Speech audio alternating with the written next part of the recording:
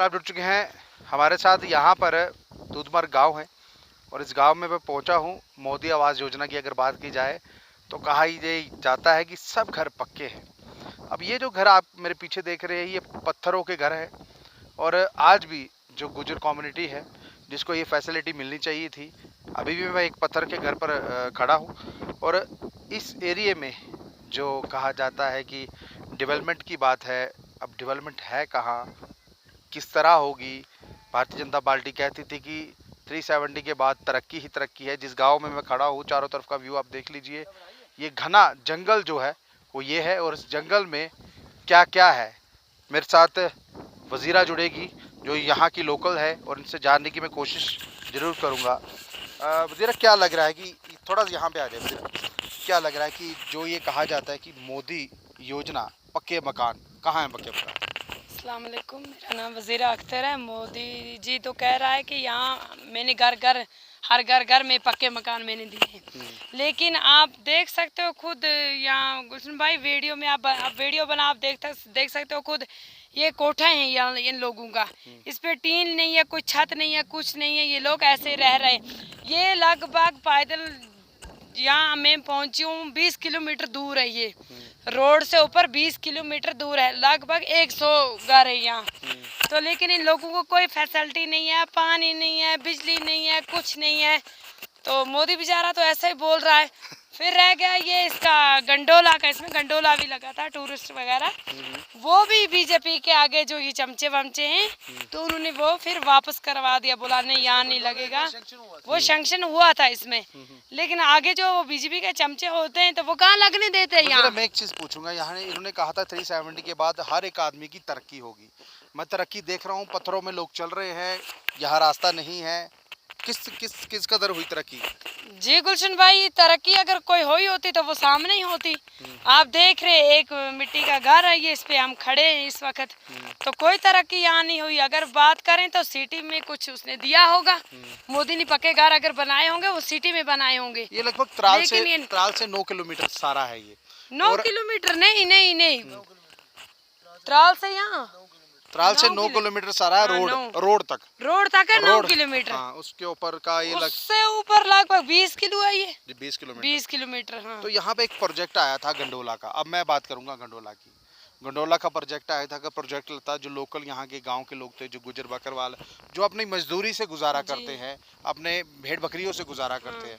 यहाँ पर मैंने सुना ही भालू भी आता है, भालू भी जानवर खा के चला जाता है। मिलता है क्या है इनको इसके बाद? क्या कुछ नहीं मिलता इनको। वो तो गंडोला तो वो तो गया वापस, वो तो लगने नहीं दिया उन लोगों ने यहाँ।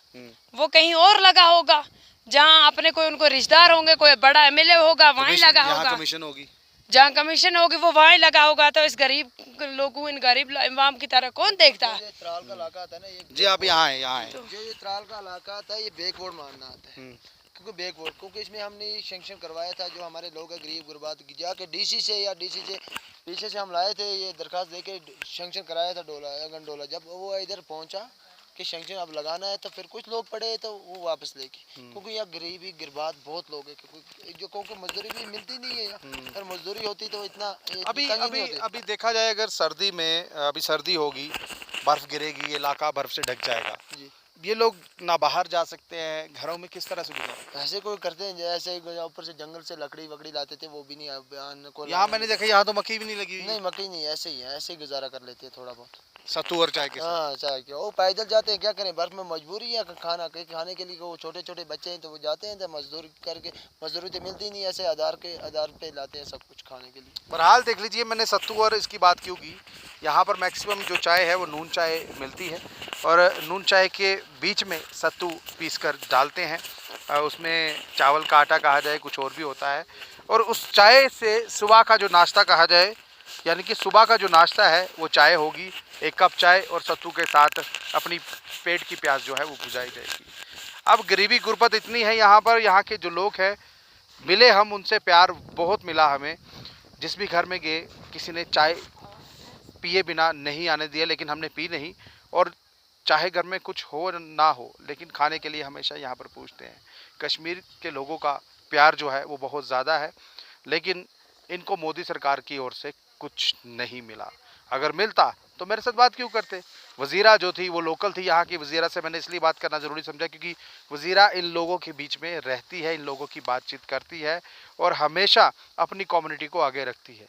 और वज़ीरा का क्या कहना था जो मैंने आपको ये स्टोरी बताई, आप इस स्टोरी पर अपनी राय जो है वो ज़रूर दीजिएगा कि मैं इस वक्त जंगल में हूँ और मैं आपको ये व्यू ज़रूर बताऊंगा। ये व्यू आप देखिए, कोशिश कीजिए कि आप भी आइए।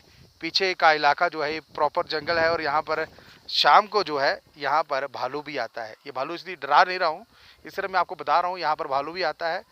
भालू से डरिए मत। यहाँ पर जो फॉरेस्ट एरिया के जो लोग हैं वो भी यहाँ पर होते हैं, लेकिन टूरिस्ट एरिया है। ऊपर एक कहा जाए झरना और एक मैदान है जहाँ पर गंडोला लगना था लेकिन गंडोला लगा नहीं। बहरहाल ये अगर लाइव दृश्य आपको अच्छे लग रहे हो या आप यहाँ पर आना चाहें, अपनी महत्वपूर्ण राय कमेंट बॉक्स में जरूर रखिएगा ताकि हम आपको यहाँ का एड्रेस दे पाएँ। दूधमर्ग गांव है त्राल से लगभग 9 किलोमीटर, उसके ऊपर आपको ट्रैकिंग करनी है, लगभग 20 किलोमीटर ऊपर जाना है और आपको यहाँ पर दिखेगी एक जन्नत।